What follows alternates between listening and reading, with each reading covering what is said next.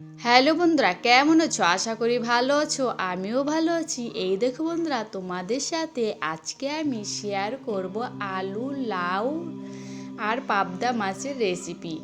যা গরম পড়েছে, এই লাউর তরকারি এই গরমে ফাটাফাটি জমে যাবে। এখানে আমি লাউটা একটু বড় বড় সাইজ করে কেটে নিয়েছি। আলুটাও তোমরা তোমাদের সাইজ মতন কেটে নেবে। আর এখানে নুন হলুদ মাখিয়ে রেখেছিলাম মাছ, পাবদা মাছটা ধুয়ে তারপর ভেজে উঠিয়ে নিলাম। এখানে ওই কড়াইতেই ফোড়ন দিয়ে দিচ্ছি, তেজপাতা, শুকনো লঙ্কা, জিরে দিয়ে সবজিটা দিয়ে ভালো করে নাড়াচাড়া করে দিচ্ছি।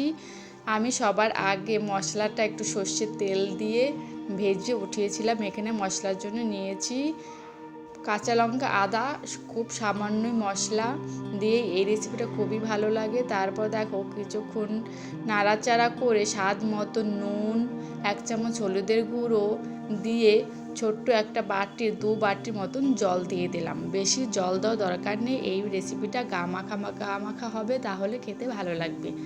তারপর দেখো মশলাটা আমি বেটে উঠিয়ে নেব। বাটিতে উঠিয়ে মশলার বাটা হয়ে গেছে, বাটিতে উঠিয়ে নিলাম। তারপর দেখো কিছুক্ষণ বাদে ফিরে আসলাম।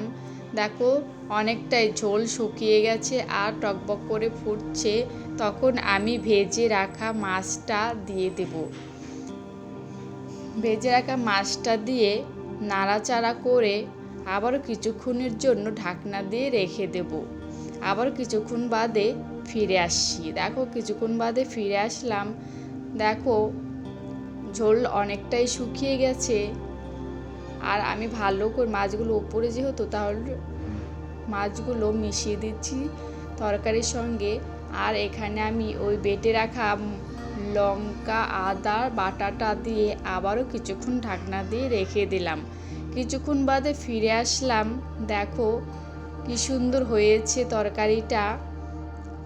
তারপর আমি এখানে নামানোর ঠিক আগে আমি 10 মিনিট আগে 1 চামচ জিরের গুঁড়ো দিয়ে ভালো করে নাড়াচাড়া করে আবারও কিছুক্ষণের জন্য ঢাকনা দিয়ে রেখে দেবো 5 মিনিটের জন্য, যাতে মশলাটা তরকারির সঙ্গে মিশে যায়।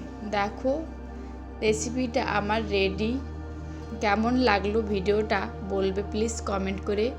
যদি ভালো লাগে প্লিজ সাবস্ক্রাইব করে আমার পাশে থাকবে। আর এইরকম লাউয়ের তরকারি গরমে তো জাস্ট জমে যাবে, আর খেতেও ভালো লাগবে। আর কি সুন্দর হয়েছে দেখো, দেখতে কেমন লাগলো ভিডিওটা বলবে।